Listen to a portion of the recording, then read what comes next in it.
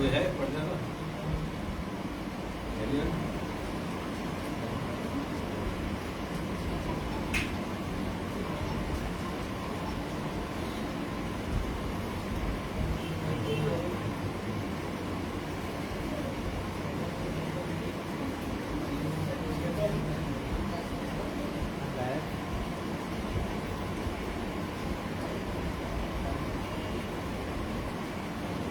تم پڑھے گا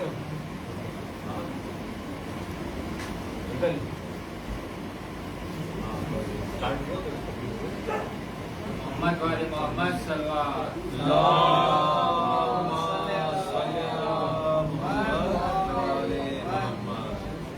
ہم نے کب کہا ہماری ہے کربلا، ہم نے کب کہا ہماری ہے کربلا، حق کی بات تم کرو تمہاری ہے کربلا، حق کی بات تم کرو تو تمہاری ہے کربلا، جس نے نبی کے دل پہ اتاری ہیں آیتیں، جس نے نبی کے دل پہ اتاری ہے آیتیں، اس نے ہمارے دل پہ اتاری ہے کربلا، اس نے ہمارے دل پہ اتاری ہے کربلا۔ باوجہ بلند صلوات اللہم صلی علی محمد وعلی محمد۔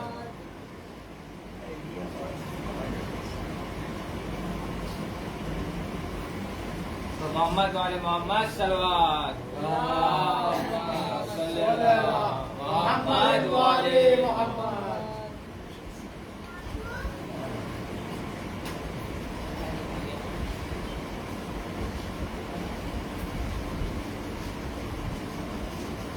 ماہ محرم آمد شد گر یا فرض عین، ماہ محرم آمد شد گر یا فرض عین، یمکوں بیاض لبے اسماعیل حسین، عالم میں جمہور شہر اوراق نہ ہوتا، پھر کوئی جہاں میں تہ افراق نہ ہوتا، اپنی تقدیر بنا یاد ہے تقدیر میں آ، اس کے مسجد سے سزا خانہ شبیر میں آ۔ محمد والے محمد صلوات اللہم صلی علی محمد وعلی محمد۔ ہم بے حضور سخا مخزن صبور رضا، اے حسین ابن علی احسان سارے کر بڑا، مشعل وارے حقیقت مرکز نور دیا، اے سکون قلب زہرا نور جشن مصطفیٰ، کاروان عزم کے سالار اے مطلوب حق، اب بھی تیرے نام سے ہوتا ہے باطل کا، اب بھی تیرے نام سے ہوتا ہے منہ باطل کا شک، ہے کہ تیری ذات اطہر پر خدا کو ناز ہے، تیری بربادی میں بھی آبادیوں کا راز ہے، اس کو کیا مربوط کر سکتے ہیں میری تفتار، تیرے قدموں پر اٹھا آخر یزیدی سامراج، رفعت افلاک پر چمکا مثال آفتاب، تو اسی ناپاک سازش کر گیا تو یہ کتاب، عزم استقبال کا ہر بول بالا ہو کر دیا، تیری قربانی میں دنیا میں زیادہ کر دیا، حضور آزادی حسین، اے شہید نینوا، اے فاطمہ کے نور عین، خون سے سینچا ہے تم نے گلشن سلام کو، جان دے کر دیا روشن خدا کے نام کو، تیرا ہر نقش قدم ہے سجدگائے کائنات، ہے کہ تیرا ہر عمل ہے رہبر راہ نجات، حشر قائم رہے گی وار ذات کربلا، جان سکتے ہیں نہیں یہ حادثہ کربلا، آپ قابل مبدع انسانیت اس پر سلام، نا خدای کشتی روحانیت اس پر سلام۔ اللہم صلی علی محمد وعلی محمد۔ اللہم صلی علی محمد وعلی محمد۔ بلندیوں سے بلند ہے مقام زینب کا، درود پڑھ کے لے تو نام زینب کا، اللہم صلی علی محمد وعلی محمد۔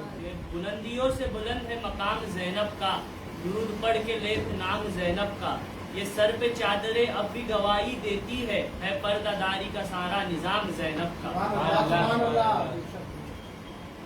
ملتا نہیں تھا کوئی سہارا یزید کو، بی بی نے اس طرح سے اجاڑا یزید کو.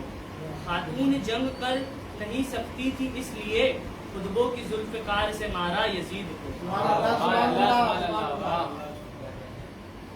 تنہا نبی کے علم کی وارث بطول تھی، پردہ نشی نہ ہوتی تو یہ بھی رسول تھی. بیٹی علی کی فاطمہ کے دل کا چین تھی، زینب بازار شام میں بالکل حسین تھی. سبحان اللہ. سبحان اللہ.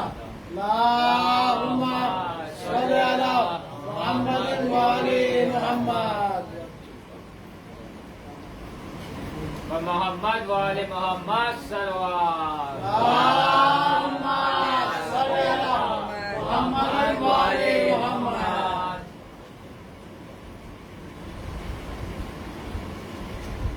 یا مسلم ابن اوسجا کی آن بان تھی، تیور بتا رہے تھے کہ ہمت جوان تھی. سبحان اللہ. آئی بنایا سبت نبی نے یہ شان تھی، علموں پہ حق سر تلاوت زبان تھی. آلے جناب مختر صادق کے ساتھ تھے، قرآن حفظ مصحف ناطق کے ساتھ تھے. سبحان اللہ. سبحان اللہ. لو مومنوں پر لشکر کفار سے نکلا، یہ نور وہی نور ہے جو نار سے نکلا. چمکتا ہوا کوثر سے نکلا، بی کفر سے چاند ابر سے گلخار سے نکلا. یہ شاہ ولایت کی ہدایت کا اثر ہے، اور رات کو گمراہ تھا اس وقت فکر ہے. سبحان اللہ. سبحان اللہ. وہ مرتے مرتے بنے اوسجا کے دل کی پکار، حبیب آج نہ آئے حسین پر ہوشیار.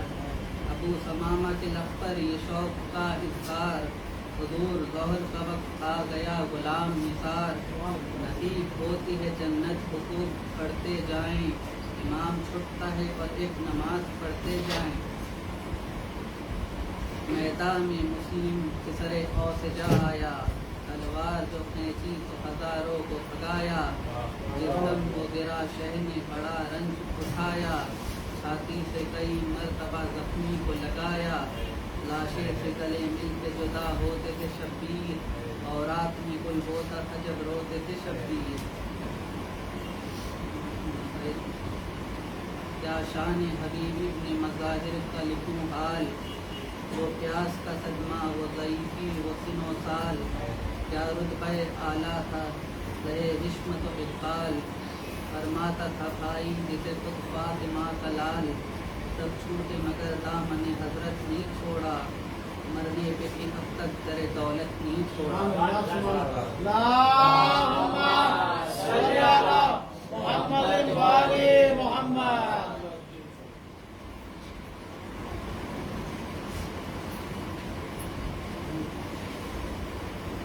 آواز بلند نعرہ صلوات. اللہم صلی علی محمد وآل محمد.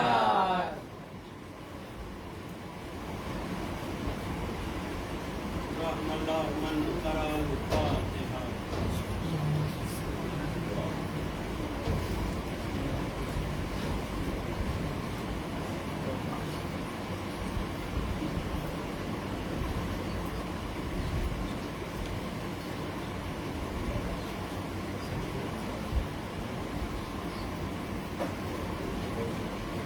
لا حول ولا قوة إلا بالله العلي العظيم. أعوذ بالله من الشيطان اللعين الرجيم. بسم الله الرحمن الرحيم. الحمد لله رب العالمين، والصلاة والسلام والتحية والإكرام مولا الكونين جد الحسنين أبي القاسم محمد. اللہم صلی علی محمد وآل محمد. كان ميراج سفره والبراق مركبه ومنزله كعب قوسين أو أدنى وسدرة المنتهى مقامه وآله الطيبين الطاهرين المعصومين المظلومين ولعنة الله على أعدائهم أجمعين. أما بعد فقد قال الله تبارك وتعالى في محكم كتابه الكريم: وفرقان الحمید وقوله الحق بسم اللہ الرحمن الرحیم وجعلناهم ائمة يهدون بأمرنا صلوات پڑھیں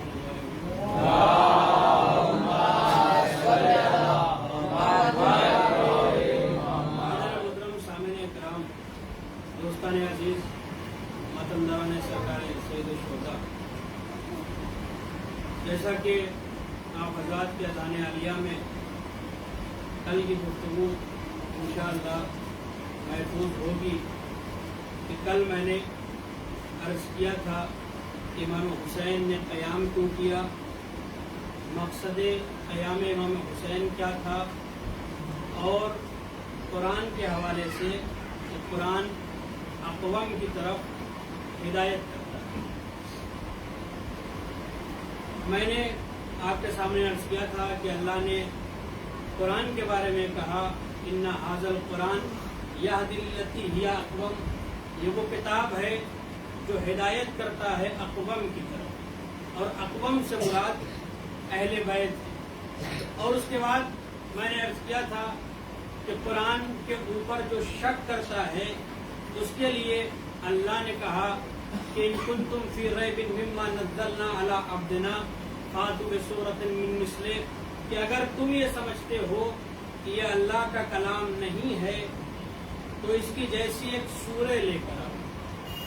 دیکھیے سورہ بڑی بھی ہوتی ہیں اور سورہ چھوٹی بھی ہوتی ہیں۔ قرآن کی جو سب سے بڑی سورہ ہے جسے سورہ بقرہ کہا جاتا ہے، اور قرآن کی جو سب سے چھوٹی سورہ ہے جسے سورہ کوثر کہا جاتا ہے۔ سورہ بقرہ 286 کے قریب آیت ہے اس کے اندر، اور جس کی آخری آیت یہ ہے کہ انت مولانا فانصرنا علی القوم الکافرین، کہ تو میرا مولا ہے، تو میرا مولانا ہے، اور تو ہی میری مدد کر، مجھے کافروں کے شر سے بچا۔ یہ سورہ بقرہ جس میں آیتیں زیادہ ہیں، اور سب سے چھوٹا سورہ جسے سورہ کوثر کہا جاتا ہے، انا آتیناک الکوثر فصل لربک وانحر ان شانئک ھو الابتر۔ اگر کوئی چاہتا اس زمانے کا کہ جس نے اسلام کا انکار کیا تو وہ کام کر سکتا تھا کہ قرآن نے کہا تھا کہ اگر تمہیں شک ہے کہ اللہ کی کتاب نہیں ہے تو اس کے مقابلے میں ایک سورہ بنا کر لے کر آؤ، ان کنتم صادقین، اگر تم سچے ہو۔ تو سورہ کہا تھا اللہ نے، یہ نہیں کہا تھا کتنی بڑی بنانا ہے کتنی چھوٹی بنانا ہے۔ انسان مثلا قرآن میں 3 آیتوں والی سورہ ہے تو انسان اگر چاہتا تو 2 آیتوں والی سورہ بنا لیتا، لیکن اس سے بھی انسان عاجز آ گیا، بنا نہ سکا۔ یعنی یہی تحدی قرآن تھا، قرآن کا چیلنج تھا کہ اگر کوئی بنا کے لے کے چلا آتا تو کہتا کہ قرآن کا یہ دعویٰ کوئی بنا کے لے آئے تو پھر اسلام کا انکار کر سکتا ہے۔ لیکن اس زمانے سے لے کر آج کے جدید زمانے میں بھی کوئی قرآن کا جواب نہ لا سکا، اور پھر اس کے بعد جب لوگوں نے لانے کی کوشش کی تو اس زمانے میں جو شعر لکھے جاتے ہیں، اس زمانے کا جو سب سے بڑا شاعر تھا، عرب زمان کا سب سے بڑا شاعر، وہ سال بھر میں 1 مرتبہ نکلتا تھا، اور کعبے کی دیواروں پر 7 بڑے قصیدے لٹکا دیے جاتے تھے جسے سبع معلقہ کہا جاتا تھا، کہ 7 بڑے قصیدے کعبے کی دیوار پر لگائے جاتے تھے، اور وہ جو سب سے بڑا شاعر تھا وہ نکلتا تھا اور وہ تمام قصائد کو دیکھتا تھا اور اس کی اصلاح کرتا تھا۔ جب یہ 7 بڑے قصیدے لگائے گئے تو اسی زمانے میں اللہ نے اپنے حبیب کو حکم دیا کہ تم سورہ کوثر کو لے جا کر خانہ کعبہ کی دیوار پر آویزہ کر دو۔ نبی نے سورہ کوثر کو لے جا کر خانہ کعبہ کی دیوار پر آویزہ کر دیا۔ اب جو بڑا شاعر سال بھر میں 1 مرتبہ نکلتا تھا، اب اس نے تمام اشعار کو دیکھا، تمام قصائد کو دیکھا، اور جب اس کی نظر سورہ کوثر پہ پڑی تو اس نے اب پڑھنا شروع کیا، انا اعطیناک الکوثر فصل لربک وانحر ان شانئک ھو الابتر۔ اب اس نے جو نتیجہ یہ دیا ہے وہ یہ لکھا اس نے کہ تمام ان آیتوں کو پڑھنے کے بعد وہ نتیجہ یہ دیتا ہے ما ھذا کلام البشر، کہ یہ کسی بشر کا کلام نہیں ہے، یہ کسی بشر کا کلام نہیں ہے۔ تو جب اس زمانے سے لے کے اس زمانے تک کوئی سورہ کوثر کا جواب نہیں لا سکتا تو ساقیہ کوثر کا جواب کہاں سے لائے گا؟ صلوات پڑھیں محمد والے محمد۔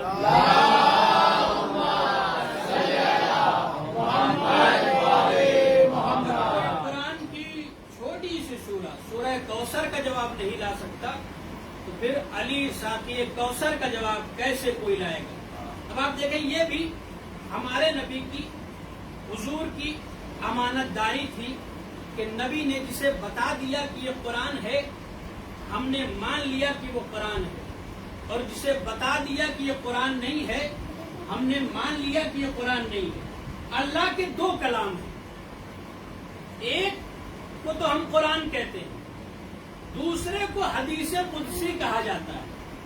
یہ بھی کلام باری ہے اور قرآن بھی کلام باری ہے، لیکن قرآن میں اور حدیث قدسی میں ذرا سا فرق ہے کہ قرآن اللہ کا کلام، حدیث قدسی بھی اللہ کا کلام۔ وہ حدیث قدسی جو آپ سنتے رہتے ہیں کہ اللہ نے فرمایا کنتُ کنزًا مخفیٰ، میں ایک چھپا ہوا خزانہ تھا، میں نے چاہا کہ میں پہچانا جاؤں تو میں نے محمد کے نور کو خلق کیا۔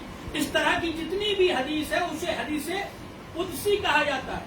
یہ بھی اللہ کا کلام ہے، قرآن بھی اللہ کا کلام ہے، لیکن ذرا سا فرق کے ساتھ کہ قرآن اللہ کا ایسا کلام ہے کہ جس کا لفظ اور مفہوم اللہ کی طرف سے ہے، لیکن حدیث قدسی اللہ کا ایسا کلام ہے جس کا مفہوم اللہ کی طرف سے ہے، الفاظ محمد کے ہیں۔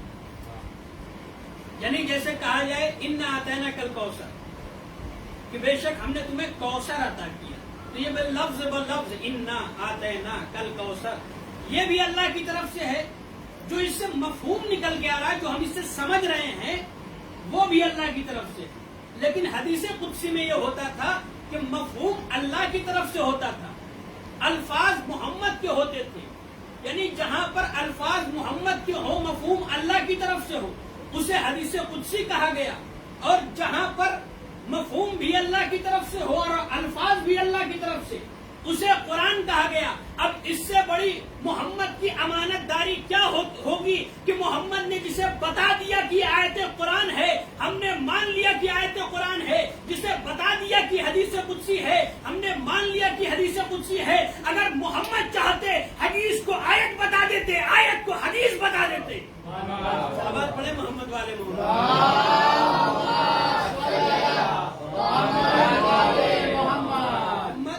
حضرت ایسا کر سکتے تھے، لیکن نبی نے ایسا نہیں کیا۔ یہی امین ہونے کی دلیل ہے کہ نبی صادق بھی تھے، امین بھی تھے۔ انہوں نے بتایا یہ قرآن ہے، اللہ کی طرف سے آیا، یہ حدیث قدسی ہے، مفہوم اللہ کی طرف سے ہے، الفاظ ہمارے ہیں۔ اب اسی حدیث قدسی میں اللہ نے ارشاد فرمایا عبدی آتینی اجعلک مسلی، اے میرے بندے تو میری اطاعت کر، میں تجھے اپنے مسل بنا دوں گا۔ ذرا سا میرے ساتھ جڑے رہیے گا، اس لیے کہ یہ جو گفتگو جہاں سے میں لے کر گزر رہا ہوں بہت اپنے آپ کو شرک کے راستے سے بچاتے ہوئے گزر رہا ہوں، اس لیے کہ اللہ نے کہا عبدی آتینی اجعلک مسلی، اے میرے بندے تو میری عبادت کر، میں تجھے اپنے مسل بنا دوں گا۔ ہو سکتا ہے کسی کو وہ آیت یاد ہو، لیس کمثلہ شیء، اللہ کے جیسا کوئی نہیں ہے۔ پھر آپ اعتراض بھی کر سکتے ہیں کہ صاحب کیا شرک کہہ رہے ہیں آپ، اللہ کے جیسا کوئی نہیں ہو سکتا۔ تو یہاں پر یہ کیوں کہا عبدی آتینی اجعلک مسلی، اے میرے بندے تو میری اطاعت کر، میں تجھے اپنے مسل بنا دوں گا۔ مسل میں اور مثل میں ذرا سا فرق ہے۔ مثل میم کے نیچے زیر، پھر سے ساکن اور لام۔ مثل کہتے ہیں ذات میں اس کے جیسا ہونا، اللہ کے جیسا کوئی نہیں ہے، لیس کمثلہ شیء، اس کے جیسا کوئی نہیں ہے۔ مثل میم کے اوپر زبر، سے اور لام، مثل کہتے ہیں اس کی صفت جس کے اندر آ جائے، یعنی مثل میں ذات میں اتحاد ہے، اللہ کی ذات میں کوئی نہیں ہو سکتا. مثل اس کی صفات میں اتحاد ہے، یعنی اس کی صفات میں وہ جسے چاہے اپنی صفات کا مظہر بنا سکتا ہے، جسے چاہے اپنی صفات کا مظہر بنا سکتا ہے. اللہ نے کیا کہا؟ عبدی آتینی اجعلک مثلی، اے میرے بندے تو میری اطاعت کر، میں تجھے اپنے مثل بنا دوں گا. یعنی معلوم یہ ہوا بندہ اگر خدا کے قریب جائے گا تو اس کی بو و باش اس کے اندر آنے لگے گی. اب میں بات کو مثال سے اور قریب کرتا چلوں تاکہ سب کی سمجھ میں آ جائے. اگر کوئی انسان کسی تیل کی دکان پر بیٹھے اور وہاں پہ وہ کام کرے، اٹھ کے جائے، جیسے ہی باہر نکلے گا لوگ کہیں گے تمہارے کپڑے سے فلاں تیل کی بو آ رہی ہے. اور اگر کوئی انسان پرفیوم کی دکان پر بیٹھے، عطر کی دکان پر بیٹھے، اور جب وہاں سے کام کر کے نکلے دکان بند کر کے، تو لوگ کہیں گے کہ تم عطر کا کام کرتے ہو، پرفیوم کا کام کرتے ہو. اس سے پوچھو کہ صاحب آپ کو کیسے پتا چلا؟ کہ آپ کے جسم سے اس کی خوشبو آ رہی ہے. یعنی معلوم یہ ہوا جو جس کے قریب رہتا ہے اس کی بو و باش اس کے اندر آ جاتی ہے. اللہ نے کہا عبدی آتینی اجعلک مثلی، اے میرے بندے تو میری عبادت کر، میں تجھے اپنے مثل بنا دوں گا. یعنی معلوم یہ ہوا اگر بندہ عبادت کے ذریعے سے خدا کے قریب ہوگا اور قریب ہوگا اور قریب ہوگا تو اللہ اسے اتنا اختیار دے دے گا کہ صفات کردگار کا مظہر بن جائے گا. صلوات پڑھے محمد والے محمد.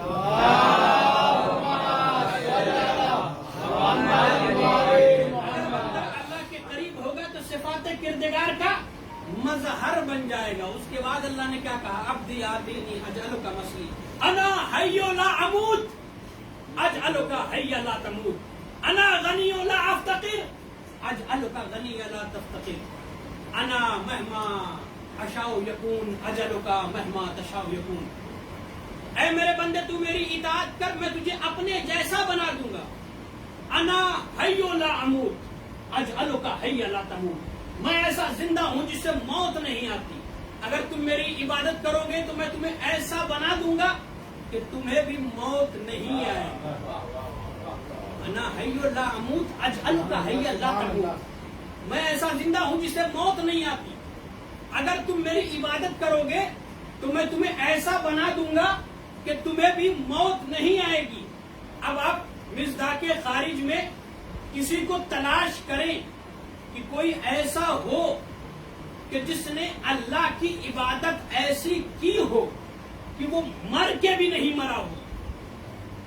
اللہ نے کیا کہا؟ انا حی لا اموت اجعلک حی لا تموت، میں ایسا زندہ ہوں جس سے موت نہیں آتی. تم میری عبادت کرو گے تو تمہیں بھی موت نہیں آئے گی. تو قسم خدا کی آپ کو مصداق خارج میں اس بات کا کوئی گواہ نہ ملتا اگر کربلا والے نہ ہوتے. امام حسین کے سر و تن میں جدائی ہو گئی، نوکے نیزہ پر جا کے قرآن کی تلاوت کر کے بتایا کہ دیکھو جس کے بارے میں اللہ نے کہا کہ بندے میری اطاعت کر، میں تجھے اپنے جیسا زندہ بنا دوں گا. تو میں نے خدا کی ایسی عبادت کی کہ جیسے خدا زندہ ہے ہم بھی زندہ ہیں. صلوات پڑھے محمد والے محمد.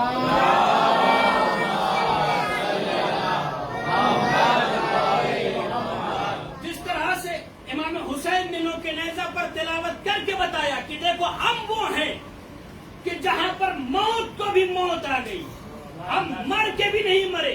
انا حی لا اموت اجعلک حی لا تموت. امام حسین نے بتایا کہ ہم مر کے بھی نہیں مرے. یہ واحد زمین کربلا کی ہے جہاں پر پانی پینے والے مر گئے، پیاسے رہنے والے زندہ رہ گئے. یہ واحد زمین کربلا کی ہے جہاں پر سر کاٹنے والے مر گئے، سر کٹانے والے زندہ رہ گئے. صلوات پڑھے محمد والے میں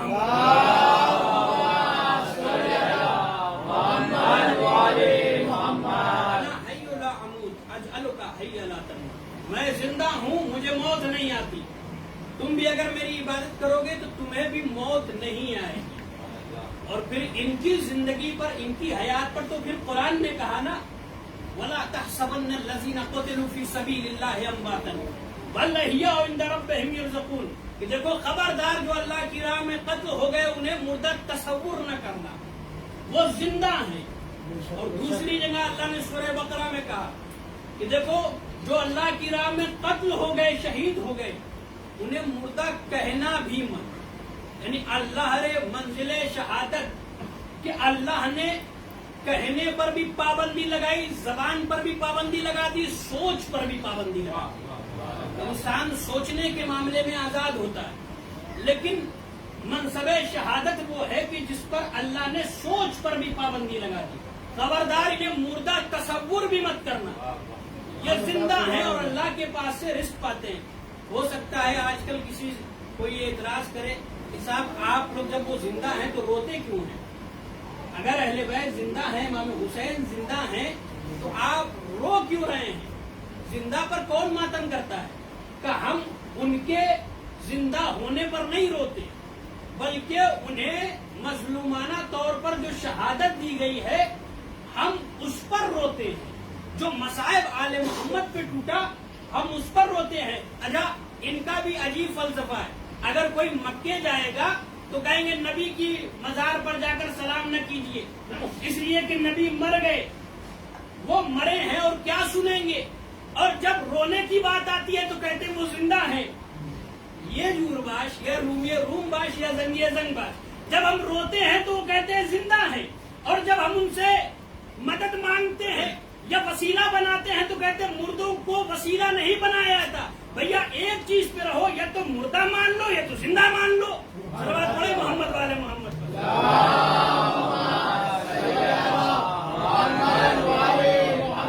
یا علی مت کہیے صاحب وہ تو زندہ نہیں ہے، یا محمد مت کہیے وہ تو زندہ نہیں ہے، یا اللہ کہیے۔ جب حسین کی بات آتی ہے تو آپ کہتے ہیں وہ زندہ ہیں، اور جب یا حسین ہم کہتے ہیں تو کہتے ہیں کہ بھائی وہ مر چکے ہیں۔ ایک جگہ پر رہیے، آخر میں یا کے ذریعے سے استعانت مدد انبیاء سے لوگوں نے مانا، اور جناب یوسف کے بھائیوں نے آ کر کہا یا ابانا استغفر لنا، کہ بابا جان آپ ہمارے لیے دعا کیجئے۔ یا ابانا کہا، جیسے ہم یا علی کہتے ہیں یا محمد کہتے ہیں، انہوں نے کہا یا ابانا۔ اگر مدد مانگنا کفر ہوتا تو مان لیا یوسف کے بھائی غلط تھے، مگر یعقوب تو نبی تھے نا، اللہ کے نبی تھے۔ یعقوب منع کر سکتے تھے کہ میرے بیٹے یہ مت کہو یا ابانا، بلکہ اللہ سے مدد مانگو۔ یعقوب کا منع نہ کرنا، ہمارے یہاں شریعت اس وقت بھی شریعت بن جاتی ہے جب معصوم خاموش ہو جائے۔ فعل معصوم، قول معصوم، تقریر معصوم، یہ ہمارے لیے شریعت بنتی ہے، حجت بنتی ہے۔ اگر معصوم خاموش ہے تو وہ شریعت ہے۔ یعقوب کا انکار نہ کرنا، یعقوب کا اعتراض نہ کرنا، یہ اس بات کی دلیل ہے کہ اولیاء اللہ سے، نبی سے، امام سے مدد مانگنا کفر اور شرک نہیں ہے، بلکہ سنت یعقوبی ہے۔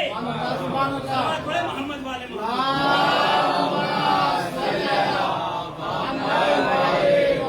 سنت انبیاء ہے۔ اب حدیث قدسی میں کہا اللہ نے عبدی آتینی اجعلک مسلی انا حی لا اموت اجلک حی لا تموت۔ اس کے بعد کیا کہا؟ انا غنی لا افتقر اجعلک غنی لا تفتقر۔ اے میرے بندے تو میری اطاعت کر جیسے میں غنی ہوں، میرے قریب فقیری نہیں بھٹکتی، میں تجھے بھی ایسا غنی بنا دوں گا کہ تیرے نزدیک بھی کبھی فقیری نہیں بھٹکے گی۔ اب آپ دیکھیں کہ کون ہے مصداق خارج میں کہ جو کسی کے پاس نہیں گیا ہو۔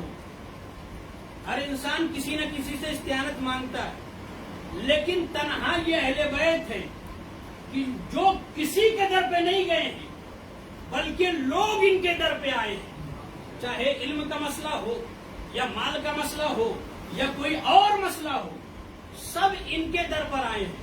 اب آپ کو میں لے چلوں آج سے 1200 سال پہلے ایک اہل سنت کے عالم گزرے ہیں، ان کا نام ہے خلیل ابن احمد، اور یہ 6 امام، 7ویں امام اور 8ویں امام کے زمانے کے بھی تھے۔ صلوات پڑھیں محمد والے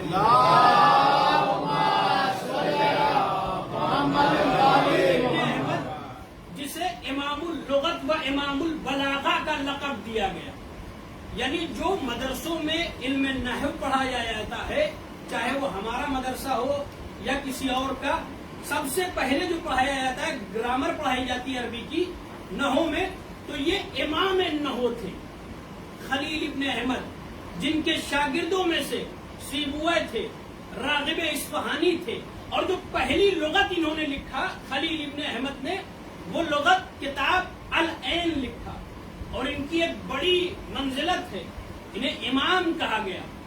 اب خلیل ابن احمد کیا کہتے ہیں اہل بیت کے بارے میں؟ جب ان کے شاگردوں نے ان سے سوال کیا، ظاہر سی بات ہے امام اللغت والادب تھے یہ، تو ان کے پہلو میں بہت سارے شاگرد بیٹھتے تھے۔ ایک شاگرد نے کہا کہ آپ علی کو افضل مانتے ہیں، علی کو سب سے اولا مانتے ہیں، مت دلیل علی علی امام کل فی الکل، کیا دلیل ہے کہ آپ علی کو تمام مخلوقات میں سب سے اعلیٰ مانتے ہیں اور امام کل مانتے ہیں؟ اس نے جو سوال کیا، شاگرد نے سوال قائم کیا، مت دلیل علی علی امام الکل فی الکل، آپ کل میں کل کو علی کو کیوں مانتے ہیں، امام کل کیوں مانتے ہیں علی کو، سب سے اعلیٰ کیوں؟ میں نے شان ان کی پہلے ہی بتا دی، وہ کس درجے کے عالم تھے اہل سنت کے۔ خلیل ابن احمد جس نے کتاب لغت العین لکھا، پہلی لغت کی کتاب خلیل ابن احمد نے لکھا، جن کے شاگرد سیبوئے تھے اور راغب اصفہانی اور بہت سے شاگرد ان کے تھے، انہیں امام اللغت اور امام البلاغہ کہا گیا۔ آج بھی کسی سے پوچھئے جو مدرسے میں پڑھتے ہیں وہ فوراً ان کا نام بتا دیں گے، شروع سے لے کے آخر تک ان کا نام سنتے رہتے ہیں۔ اب انہوں نے کہا، جب شاگرد نے سوال قائم کیا کہ آپ جو علی کی تعریف کرتے ہیں، امام کل مانتے ہیں علی کو، ان کے بارے میں کوئی دلیل ہے؟ تو انہوں نے یہی دلیل دیا، آواز دی، احتاجو عن الکل ویستغناہ عن الکل دلیل علی انہ امام الکل، کہا لوگوں کا ان کی طرف محتاج ہونا اور ان کا سب سے بے نیاز ہونا، یہی دلیل ہے ان کی امام حق ہونے کی۔ احتیاج الی الکل و استغناء عن الکل و دلیل علی امام الکل، کہا سب کا ان کی طرف نیاز مند ہونا، اور ان کا 1200 سال پہلے انہوں نے کہا کہ سب کا ان کی طرف نیاز مند ہونا اور ان کا سب سے بے نیاز ہونا، یہی امام حق ہونے کی دلیل ہے۔ یہ تو تھے خلیل ابن احمد۔ امام شافعی نے کیا کہا علی کے بارے میں؟ انہوں نے کہا، علی حبہ الجنہ قسیم النار والجنہ وسیع مصطفیٰ حقہ امام انس والجنہ۔ صلوات پڑھے محمد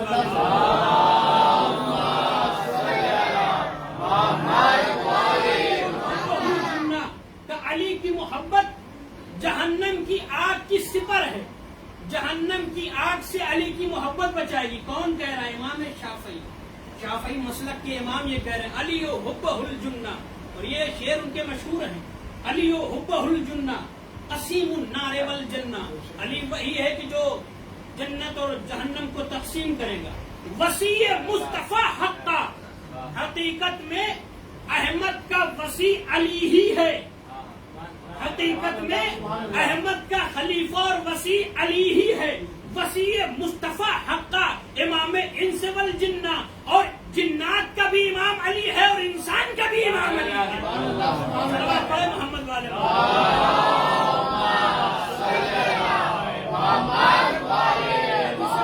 اللہ نے کہا کہ انا غنی لا افتقر اجعلک غنی لا تفتقر، میں ایسا غنی ہوں جسے کبھی فقیری نہیں آتی، میری اطاعت کرو گے میں تمہیں ایسا بنا دوں گا کہ تمہیں بھی کبھی فقیری نہیں آئے گی۔ اور آپ دیکھیں کہ سب کا ان کی طرف بے نیاز ہونا اور ان کا سب سے بے نیاز ہونا، یہی ان کے امام حق ہونے کی دلیل ہے۔ سب آئے ان کے دروازے پر، یہ کسی کے دروازے پر نہیں آئے، بلکہ آخر میں حکومت لاچار ہو کر علی کے دروازے پر آئی اور کہا کہ آپ قبول کر لیجئے حکومت۔ علی کسی کے دروازے پر نہیں گئے، یہی دلیل ہے حق ہونے کی۔ اور آپ دیکھیں یہ تو انسانوں کی بات ہے، ان کے در وہ در ہیں جہاں پر فرشتے بھی روٹیاں لینے آئے ہیں۔ بڑے محمد والے محمد۔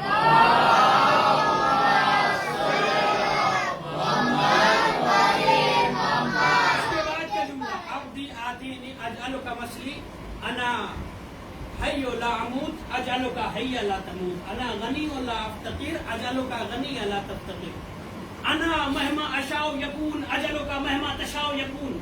ऐ मेरे बंदे तू मेरी इबादत कर, जैसे मैं जो चीज चाहता हूँ हो जाती है, वैसे अगर तुम मेरी इबादत करोगे तो तुम भी जो चीज चाहोगे वो हो जाएगी।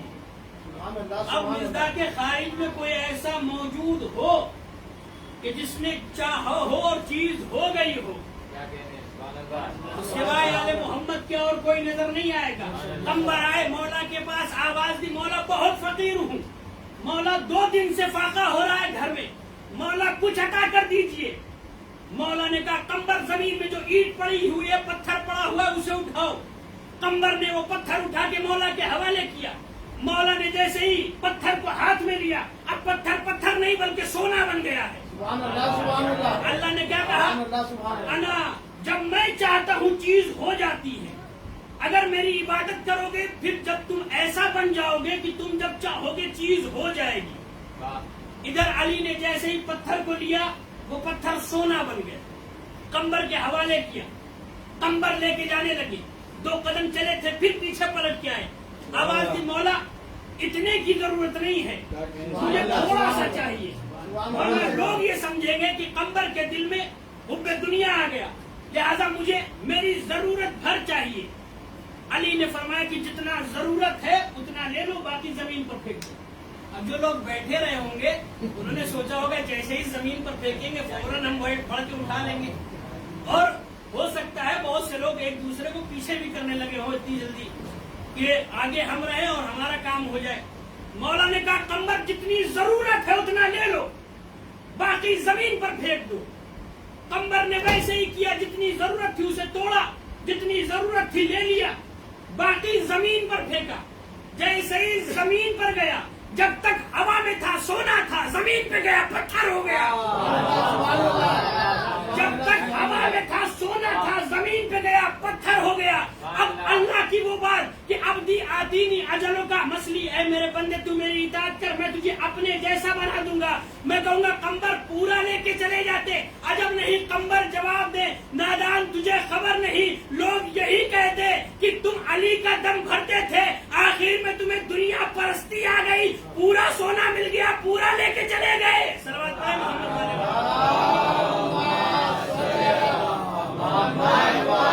और जब नहीं कंबर ने मुस्कुरा के जवाब दिया हो कि जो अली आज मुझे दे सकता है वो अली कल भी मुझे दे देगा।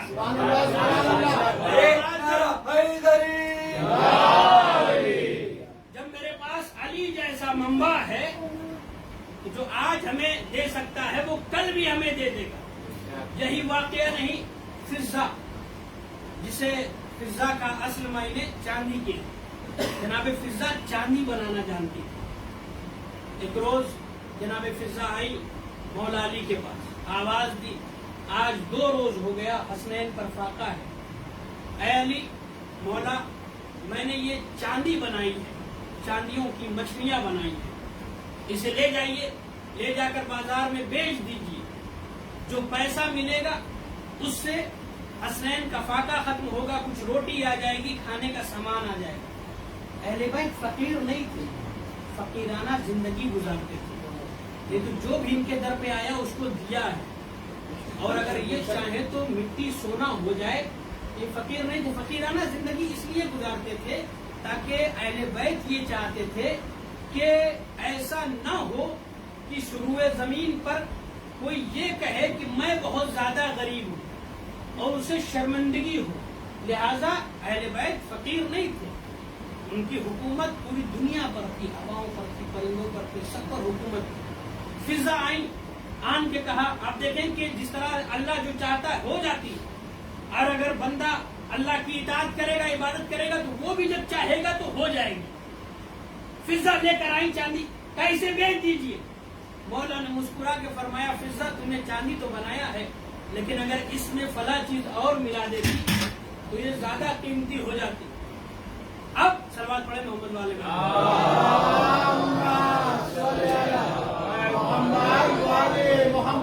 फिजा ने ताजुब कर दिया, जनाब फिजा نے تعجب کر کے کہا کہ مولا آپ کو چاندی بنانا آتی ہے؟ اصل میں فضا نے تعجب نہیں کیا تھا، ہمیں آپ کو سمجھانا تھا۔ جناب فضا نے کہا آپ کو چاندی بنانا آتا ہے؟ تو مولا علی نے مسکرا کے کہا فضا مجھے چاندی بنانے کی ضرورت نہیں ہے، اگر میں کہہ دوں دیوار سونے کی ہو جائے تو ہو جائے گی۔ ابھی علی نے کہا نہیں تھا، صرف ارادہ کیا تھا، دیوار سونے کی ہو گئی۔ علی نے کہا کہ مجھے کس نے کہا کہ تو سونے کی ہو جا، پلٹ جا اپنی اصلی حالت میں۔ اب آپ دیکھیں کہ اللہ نے کہا انا، جب میں چاہتا ہوں چیز ہو جائے تو وہ چیز ہو جاتی ہے۔ اگر تم میری عبادت کرو گے تو جو تم چاہو گے چیز ہو جا تو وہ چیز ہو جائے گی۔ علی نے عبادت کر کے بتایا کہ دیکھو ہم نے اللہ کی ایسی عبادت کی کہ جس طرح اللہ چاہتا ہے چیز ہو جاتی ہے، ہم بھی چاہتے ہیں تو چیز ہو جاتی ہے۔ صلوات پڑھے محمد والے۔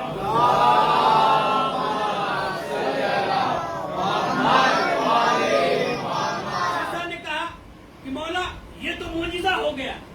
مولا نے مسکرا کے کہا فضا اس سے بڑا معجزہ دیکھنا چاہتی ہو؟ کہا ہاں۔ مولا نے مسکرا کے فرمایا بتاؤ فضا مچھلی کہاں تیرتی ہے؟ کہا مولا یہ بھی پوچھنے کی بات ہے، مچھلی ہمیشہ پانی میں تیرتی ہے۔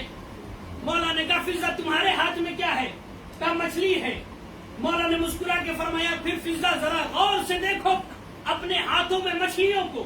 تو اب جو فضا نے غور سے دیکھنا شروع کیا تو وہ مچھلی جو فضا نے بنائی تھی چاندی کی، بغیر پانی کے فضا کے ہاتھ میں تیر رہی تھی۔ صلوات پڑھے محمد والے محمد۔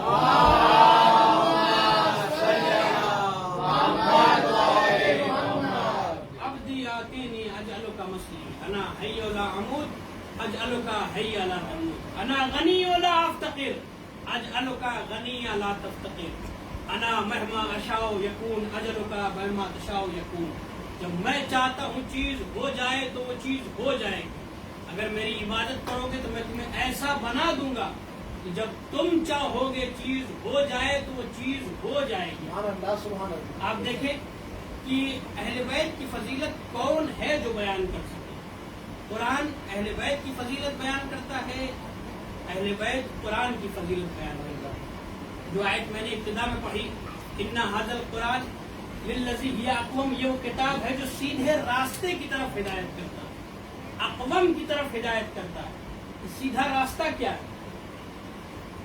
نبی اصحاب کے ساتھ بیٹھے ہوئے تھے کہ آیت آئی اِنَّ هَذَا صِرَاطِي مُسْتَقِيمًا فَاتَّبِعُوهُ وَلَا تَتَّبِعُوا السُّبُلَ فَتَفَرَّقَ بِكُمْ عَنْ سَبِيلِهِ، کہ دیکھو میرے سیدھے راستے کی طرف چلنا، اِنَّ هَذَا صِرَاطِي مُسْتَقِيمًا، یہ میرا سیدھا راستہ ہے، فَاتَّبِعُوهُ، اس کی اتباع کرو۔ دیکھو اگر اس کی اتباع کرو گے تو کبھی گمراہ نہیں ہوگی۔ اب لوگ محو حیرت تھے، لوگوں نے سوال کیا یا رسول اللہ وہ سیدھا راستہ کیا ہے؟ اس کے آگے کی آیت اِنَّ هَذَا صِرَاطِي مُسْتَقِيمًا فَاتَّبِعُوهُ وَلَا تَتَّبِعُوا السُّبُلَ، دیکھو میرے سیدھے راستے کی طرف اتباع کرنا، اور اگر اس کے علاوہ کہیں اور گئے تو گمراہ ہو جاؤ گے، فَتَفَرَّقَ بِكُمْ عَنْ سَبِيلِهِ، اور راستے سے بھٹک جاؤ گے۔ عربی میں راستے کے بہت سے معنی ہیں، منہاج کے معنی بھی راستہ ہوتا ہے، صراط کے معنی بھی راستہ ہوتا ہے، سبیل کے معنی بھی راستہ ہوتا ہے، لیکن یہاں پر جو قرآن نے استعمال کیا اِنَّ هَذَا صِرَاطِي مُسْتَقِيمًا فَاتَّبِعُوهُ، یہ میرا سیدھا راستہ ہے، اس کی اتباع کرو، وَلَا تَتَّبِعُوا السُّبُلَ، دیکھو چھوٹے چھوٹے راستے کی اتباع نہ کرنا۔ اصل میں سبل کا ہے قرآن میں، اور عربی میں اگر ایک ہو تو واحد کہا جاتا ہے، دو ہو تو تسمیہ کہا جاتا ہے، تین ہو تو جمع ہوگا، کم سے کم تین ہوگا تو جمع ہوگا۔ اب قرآن نے کہا کہ دیکھو سبل کی اتباع مت کرنا، یعنی ایک کی اتباع کرنا، سبل کی اتباع نہ کرنا۔ صلوات پڑھے محمد والے۔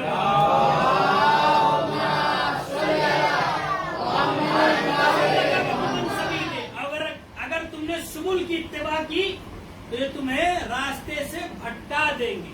اِنَّ هَذَا صِرَاطِي مُسْتَقِيمًا فَاتَّبِعُوهُ، یہ میرا سیدھا راستہ ہے، جو آپ روز نماز میں پڑھتے ہیں اهْدِنَا الصِّرَاطَ الْمُسْتَقِيمَ، یہ سیدھا راستہ کیا ہے؟ آیت آ گئی، صحابی آئے نبی کے پاس، آن کے کہا یا رسول اللہ یہ سیدھا راستہ کیا ہے؟ کہ جس کے لیے قرآن نے کہا ان ھذا صراط مستقیما فاتبعوہ ولا تتبعوا السبل فتفرق بکم عن سبیلہ، یہ سیدھا راستہ کیا ہے؟ نبی خاموش تھے، اتنے میں مسجد کے افق سے وہ وارد ہوا جس کے چہرے کو دیکھنا عبادت ہے۔ اب جیسے ہی علی وارد ہوئے، علی کو قریب بلایا نبی نے، علی کا ہاتھ تھام کر نبی نے کہا ان ھذا صراط مستقیما فاتبعوہ، دیکھو یہ میرا سیدھا راستہ ہے، اس کی اتباع کرنا، ولا تتبعوا السبل، دیکھو ان تین چھوٹے راستے کی اتباع نہ کرنا، تمہیں راستے سے گمراہ کر دیں گے۔ صلوات پڑھے محمد والے محمد۔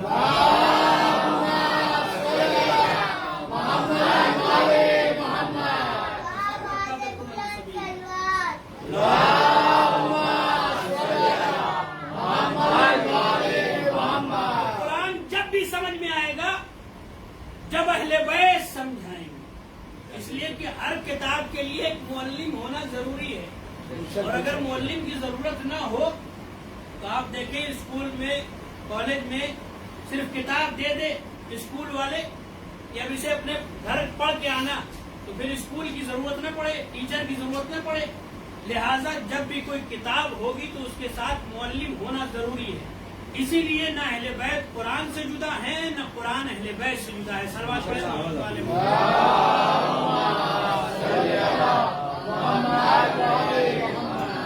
عزیزان محترم، یہ عزا کے ایام، اور جیسا کہ میں نے اس سے پہلے کی مجلس میں کہا تھا کہ اگر جو امام حسین کی عزا میں جو خرچ کرتا ہے، امام حسین کبھی اسے فراموش نہیں کرتے۔ ایک شخص تھا، غلط کام کرتا تھا اور بہت برا تھا، سارے بستی والے اسے برا کہتے تھے، اس سے اجتناب کرتے تھے، بچتے تھے۔ ایک جگہ سے وہ جا رہا تھا تو کہیں پر امام حسین کی نظر کا شربت بن رہا تھا، تہران ایران کا واقعہ، کہ نظر کا شربت بن رہا تھا اور وہ 2 کلو شکر لے کر وہاں سے جا رہا تھا۔ اتفاق سے سبیل پر شکر ختم ہو گئی تھی اور ضرورت تھی۔ اب اس نے محسوس کیا کہ یہاں پر شکر ختم ہو گئی ہے اور یہاں پر ضرورت ہے، اس نے وہ شکر دے دیا اور کہا یہ شکر تم رکھ لو۔ سارے برے کام کرتا تھا، یعنی جتنے بھی برے کام آپ سوچ سکتے ہیں وہ سب کو انجام دیتا تھا، بہت برا تھا۔ اب اس نے 2 کلو شکر دے دیا۔ اب وہ سبیل والوں نے کہا کہ 2 کلو شکر میں کچھ نہیں ہوگا، ہمیں 2 کلو اور چاہیے۔ اس نے کہا کہ ٹھیک ہے میں جاتا ہوں، ابھی لے کر آتا ہوں۔ پتہ نہیں کیا اس کے دل میں تھا کہ امام حسین کی سبیل کی طرف راغب ہو گیا۔ اب یہ 2 کلو شکر اور خریدنے کے لیے گیا کہ راستے میں اسے موت آ گئی، زمین پر گرا، مر گیا۔ اس کی روح نکلی، روح نے اس کے جسم کو دیکھنا شروع کیا اور اس نے سوچا اپنے دل میں کہ میں تو بہت برا آدمی تھا، اب میرا کیا ہوگا؟ میں تو مر گیا اور لوگ آ رہے ہیں، دیکھ رہے ہیں، جا رہے ہیں، اور یہ دیکھ رہا ہے سارے منظر اور کہہ رہا میں تو بہت برا آدمی تھا، اب میرا کیا ہوگا؟ مجھے تو موقع بھی نہیں ملا توبہ کرنے کا۔ اب اتنے میں لوگوں نے اسے دفنایا کفنایا اور اس کے بعد قبر میں اتار دیا۔ قبر میں جیسے ہی اتارا 2 فرشتے آئے، غضبناک صورت میں، خوفناک صورت میں۔ جیسے ہی 2 فرشتے آئے وہ لرزنے لگا، کانپنے لگا۔ اتنے میں وہ وارد ہوا کہ جس کے وارد ہونے سے قبر مثل تابش انوار ہو گئی، نور سے جگمگا اٹھی۔ ایک مرتبہ امام حسین نے کہا فرشتوں اسے مت ڈراؤ، اسے مت ڈراؤ، دور ہو جاؤ یہاں سے۔ فرشتوں نے کہا کہ مولا اس سے آپ سے کیا ربط ہے؟ یہ تو آپ کا چاہنے والا نہیں تھا، یہ تو بہت برا آدمی تھا۔ امام حسین نے کہا کہ نہیں، تمہیں نہیں پتا، اس نے ابھی تھوڑی دیر پہلے میری سبیل میں 2 کلو شکر دیا ہے، لہذا میں نہیں چاہتا کہ جس نے میری عزا میں تعاون کیا ہے اسے تم اس طرح سے خوف زدہ کرو، ڈراؤ۔ فرشتوں نے کہا اس کے گناہ بہت زیادہ ہیں۔ مولا نے کہا حسین ہے نا، آپ یہ امت بخشوا سکتے ہیں، اللہ کے اذن سے بخشوا سکتے ہیں، اللہ نے انہیں اذن دیا ہے کہ وہ بخشوا سکتے ہیں، کوئی اشکال نہیں ہے، کوئی شک نہیں ہے۔ آیت الکرسی میں آپ پڑھتے ہیں کہ اللہ کے اذن سے یہ بخشوا سکتے ہیں۔ اب امام حسین نے ان فرشتوں سے کہا ان کے حساب لو. اب فرشتوں نے حساب لینا شروع کیا. کہا گناہ بہت زیادہ ہے. امام حسین نے کہا 2 کلو شکر میں جتنے دانے ہوتے ہیں ان دانوں کے حساب سے ان کے گناہ کو کم کر دیا. ان دانوں کے حساب سے گناہ کو کم کر دیا گیا. اور پھر فرشتوں نے کہا مولا اب بھی گناہ کم نہیں ہوا, ختم نہیں ہوگا, گناہ زیادہ ہے. مولا نے کہا کہ اس نے اس نیت سے وہاں سے خارج ہوا تھا, گیا تھا, اس نیت سے گیا تھا کہ 2 کلو شکر اور خریدے گا, لہٰذا 2 کلو شکر میں جتنا دانہ ہوتا ہے اتنے گناہ اس کے نامہ اعمال سے اور کم کر دیے جائیں. اب وہ اتنے نامہ اعمال سے گناہ اور کم ہو گئے. پھر فرشتوں نے کہا اب بھی بات نہیں بنے گی, گناہ زیادہ ہے. امام حسین نے کہا جتنے بھی گناہ اس کے ہیں میں حسین اپنی نیکیوں میں سے اسے دیتا ہوں, لہذا اسے بخش دیا جائے. یہ امام حسین ہیں. عزا میں جو بھی تعاون کرتا ہے اہل بیت کبھی فراموش نہیں کرتے. اسی طرح سے بہت سارے واقعے بھرے پڑے ہیں. مصطفیٰ چاقو کش, مصطفیٰ جو چاقو باز تھا, یا اور بہت سے, علی گندابی کا واقعہ عزاداری کے حوالے سے بہت سارے تاریخ عزاداری میں اسی طرح کے واقعے بھرے ہوئے ہیں کہ اہل بیت کبھی اپنے محسن کو فراموش نہیں کرتے. ہاں عزادارو, آج 3 محرم گزر گئی. کل کی جو تاریخ ہے 4 محرم کی تاریخ ہے. عزادارو, عزا کی شب ہے, رونے کی شب ہے. رونے کے لیے اتنا ہی کافی ہے کہ جس محرم کا آپ کو سال بھر سے انتظار تھا وہ محرم آ گیا, اور آج محرم کی 4تھی تاریخ کی شب لگ گئی. کچھ دن ہمارے پاس اور ہے تاکہ حسین پر گریہ کر سکیں. ہاں عزادارو, امام حسین پر بہایا ہوا ایک آنسو بھیگائے گا نہیں جاتا. نبی نے فرمایا من بکا علی الحسین ابکا و تباکا وجبت لہ الجنہ. جو بھی حسین پر روئے, رلائے یا رونے جیسی صورت بنائے اس کے اوپر جنت واجب ہے. یداکم ربکم خیر الجزا. خدا آپ کو کوئی غم نہ دے سوائے غم سید الشہداء کے. ہاں عزادارو, آنے والی تاریخ وہ تاریخ ہے کہ جس تاریخ میں کربلا کے میدان میں لشکر پہ لشکر آنے لگے. کل کی تاریخ میں, آج کی تاریخ میں 22,000 کا لشکر آیا, اور کل کی تاریخ میں شمر ابن ذوالجوشن لشکر لے کر آ گیا 50,000 سے زیادہ کا. اب جیسے ہی لشکر کربلا میں زیادہ سے زیادہ ہونے لگا, جناب زینب نے اپنے بھائی کو بلا کر کہا بھیا حسین ان کے لشکر بڑھتے جا رہے ہیں, آپ بھی کسی کو بلا لیجیے اگر آپ کا کوئی اپنا ہو. حسین نے 2 خط لکھا. ایک خط حبیب ابن مظاہر کو لکھا, ایک خط جناب مسیب کو لکھا. جب حبیب ابن مظاہر کو لکھا تو لکھا من الحسین غریب الی رجل الفقیر. یہ خط حسین غریب کی طرف سے مرد فقیر حبیب ابن مظاہر کے نام ہے. خط میں لکھا تھا کہ حبیب حسین کو نرغہ عادہ میں گھیر لیا گیا ہے. حبیب تیرا حسین غریب ہو گیا. حبیب امیر باپ کا بیٹا حسین غریب ہو گیا ہے. حبیب جلدی ہو سکے تو کربلا کی طرف چلے آؤ. ہاں عصر عاشور سے پہلے آنا ورنہ تجھے حسین نہیں ملے. مقاتل کے فقرے ہیں کہ جیسے ہی یہ خط کوفے میں پہنچا, کوفے کے حالات یہ تھے کہ عبید اللہ ابن زیاد نے قاضی شریح سے امام حسین کے قتل کا فتویٰ منگوا لیا تھا, اور مکہ مدینے وہاں کوفے میں سب کو ڈرا دیا تھا کہ کوئی بھی کوفے سے باہر نہیں آئے گا اور نہ کوئی باہر کا کوفے میں داخل ہوگا. اس طرح سے پہرا بٹھا رکھا تھا. لیکن جب امام حسین کا خط پہنچا, مقاتل کے فقرے ہیں کہ حبیب ابن مظاہر کھانا کھا رہے تھے. جیسے ہی امام حسین کا خط دیکھا لقمے کو چھوڑ دیا, پڑھ کر امام حسین کے خط کا استقبال کیا. خط کو لیا ہے, آنکھوں سے لگایا ہے, خط کو کھولا ہے. جیسے ہی پہلی سطر پہ نظر پڑی اس پر لکھا تھا من الحسین غریب الی رجل الفقیر. حبیب ابن مظاہر نے ماتم کر کے کہا واہ غربتا, ہائے رے میری غربت, میرے آقا پر میں وقت آ گیا کہ حسین اپنے آپ کو غریب کہہ رہا ہے۔ زوجہ قریب آئی، حبیب سے کہا کہ حبیب ابن مظاہر کیوں اس طرح سے گریہ کر رہے ہو؟ آخر خط میں کیا لکھا ہوا ہے؟ حبیب ابن مظاہر نے کہا کہ حسین نے لکھا ہے کہ میں کربلا کے میدان میں غریب ہو گیا اور مجھے نرغہ عادہ میں گھیر لیا گیا ہے۔ تو ایک مرتبہ زوجہ نے کہا پھر کیا سوچتے ہو؟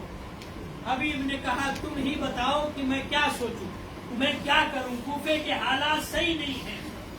حبیب کی زوجہ نے کہا حبیب وائے ہو تم پر، ارے فرزند رسول تمہیں بلا رہا ہے اور تم سوچ رہے ہو، ارے اگر تم نہیں جا سکتے تو مجھے اجازت دے دو، میں جا کر اپنی شہزادی زینب کی نصرت کروں گی۔ حبیب نے جیسے ہی اپنی زوجہ کا یہ جذبہ دیکھا، حبیب نے کہا جانے کے لیے تو میں بھی تیار ہوں، لیکن میں تمہارا امتحان لے رہا تھا کہ دیکھو کہ تم کیا کہتی ہو۔ ایک مرتبہ حبیب نے خط کو لیا، غلام کو قریب بلایا، کہا جا کر کوفے کے باہر سواری لے کر کھڑے رہنا، اور میں جب آؤں گا تو سواری پر سوار ہو کر کربلا کی طرف چلا جاؤں گا۔ غلام گھوڑا لے کر کوفے کے دروازے پر جا کر کوفے کے باہر کھڑا ہو گیا۔ ابھی حبیب کو جانے میں تھوڑی سی دیر ہوئی کہ ایک مرتبہ غلام نے اپنے گھوڑے سے کہا، حبیب کے گھوڑے سے کہا کہ دیکھو گھبراؤ نہیں، اگر حبیب کربلا تجھ پر سوار ہو کر نہیں جائے گا تو یہ غلام تجھ پر سوار ہو کے کربلا جائے گا اور حسین کی نصرت کرے گا۔ حبیب نے جیسے ہی سنا، آواز دی اللہ اللہ، وہ وقت آ گیا کہ غلام بھی قربان ہونے کے لیے۔ جزاکم ربکم خیر جزا۔ خدا آپ کی آوازوں پر رحمت نازل فرمائے، آپ کو کوئی غم نہ دے سوائے غم سید الشہداء کے۔ اے لیجیے حبیب خوش نصیب تھے، کربلا میں پہنچ گئے، امام حسین کے ہمرکاب ہو کر شہید ہو گئے۔ دوسرا خط امام حسین نے جناب مسیب کو لکھا تھا۔ جناب مسیب نے کوفے میں لشکر جمع کرنا شروع کیا اور سوچا کچھ لشکر جمع ہو جائے پھر کربلا میں حسین کی مدد کے لیے جائیں گے۔ کوفے میں مسیب نے 10,000 کا لشکر جمع کیا اور کوفے سے باہر نکل گئے کربلا کی طرف۔ جیسے ہی کربلا کی طرف جانے لگے، جو بھی کربلا کی طرف سے آتا تھا جناب مسیب اس سے پوچھتے تھے بھائی کہاں سے آ رہے ہو؟ آنے والا یہ کہتا تھا کربلا سے آ رہے ہیں۔ جناب مسیب کہتے تھے کربلا کی کوئی خبر ہے تو بتاؤ۔ آنے والے نے کہا ہاں، جب میں کربلا سے چلا تھا تو حسین کے اعزاء و اقربا شہید ہو رہے تھے۔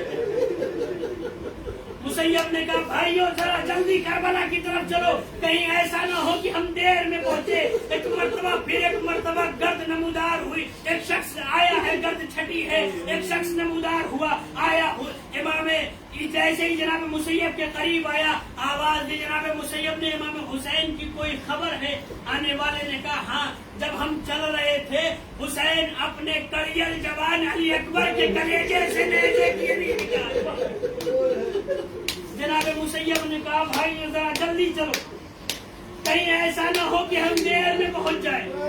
پھر ایک مرتبہ کچھ دور آگے بڑھے تھے، گرد چھٹی، کوئی نمودار ہوا چہرہ قریب آیا۔ جناب مسیب نے پوچھا بھائی کہاں سے آ رہے ہو؟ کہا کربلا سے آ رہے ہیں۔ کہا کوئی خبر ہے؟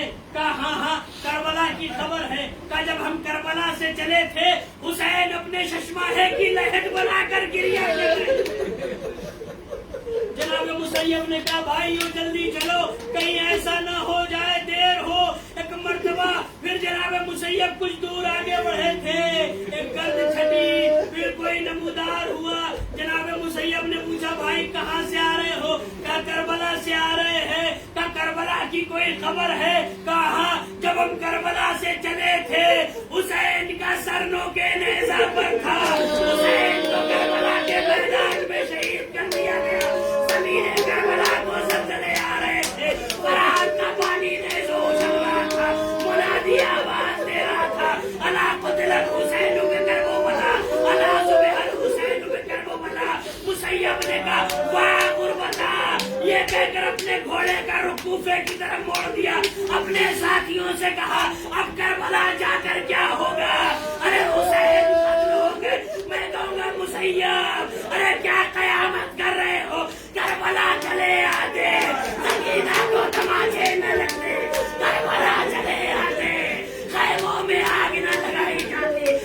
کربلا چلے آتے سید سجاد کو عسکری بیڑی نہ پہنائی جاتی کربلا چلے آتے زینب کے سر سے چادر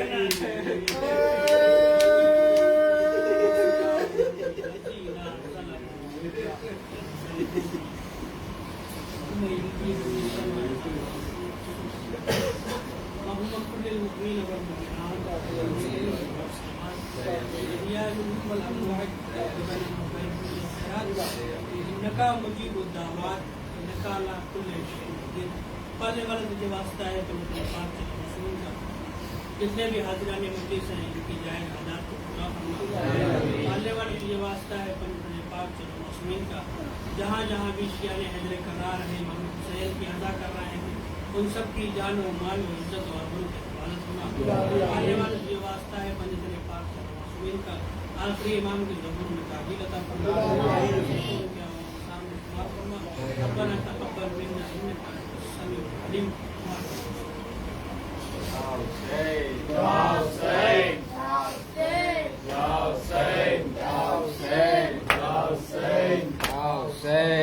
Hussein.